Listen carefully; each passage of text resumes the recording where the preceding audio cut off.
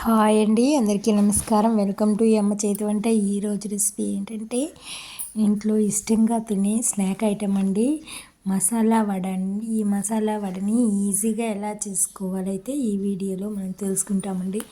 ఈ మసాలా వడ క్రిస్పీగా టేస్టీగా రావాలి అంటే ఒక చిన్న టిప్ అయితే ఫాలో అవ్వండి. ఈ విధంగా చేసినారంటే మసాలా వడలు ఎన్నైనా ఒక్కరే లాగిచ్చేస్తారు,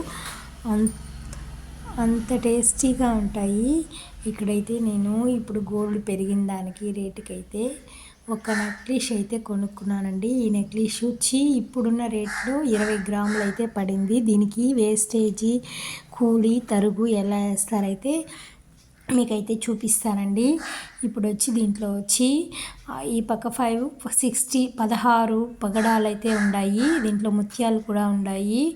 ఇది వచ్చి మొత్తం 20 గ్రామ్స్ ఉందండి వెయిట్తో కూడా. దీంట్లో 20 గ్రామ్స్కి అయితే మామూలుగా 2 గ్రాములు వేస్టేజ్ అయితే వేస్తారు కాబట్టి వేస్టేజ్ అయితే ఇది పగడాలు కానీ స్టోన్స్ కానీ ఈ విధంగా పూసలు ఉంటే వేస్టేజ్ అనేది అయితే వేయరు కాబట్టి దీంట్లో అంటే నెక్లెస్ మటుకు సూపర్గా ఉంది. అంటే మన పిల్లలు కానీ మనం కానీ ఎన్ని తరాలైనా కూడా వేసుకోవచ్చు, అంత స్ట్రాంగ్గా ఉంది.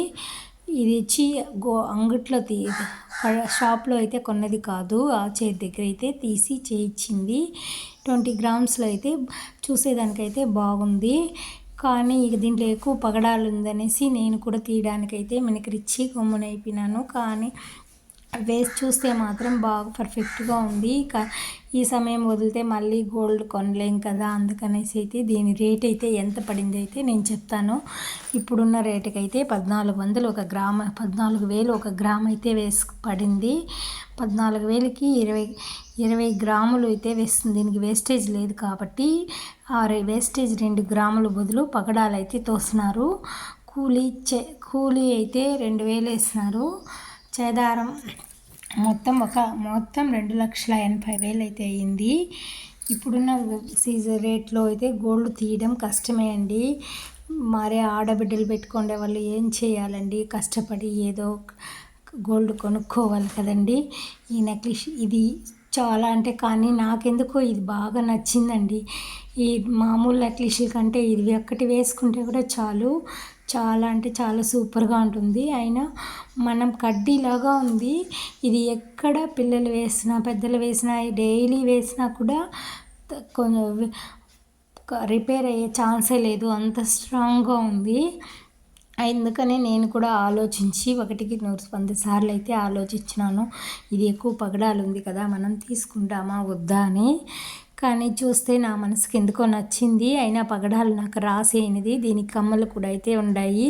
ఇది ఒకటి పెట్టుకున్నా చాలు, బిడ్డలకి కానీ మనకు కానీ ఎవరైనా టీనేజ్ వాళ్ళకి కానీ వయసైన వాళ్ళకి కానీ బాగుంటుంది పెట్టుకుంటే. పగడాలు కూడా మనకు రాసి అనేసి అయితే కొనుక్కున్నాను. ఈ వీడియో నచ్చిందంటే లైక్ చేయండి, ఎలా ఉందో కామెంట్ చేయండి.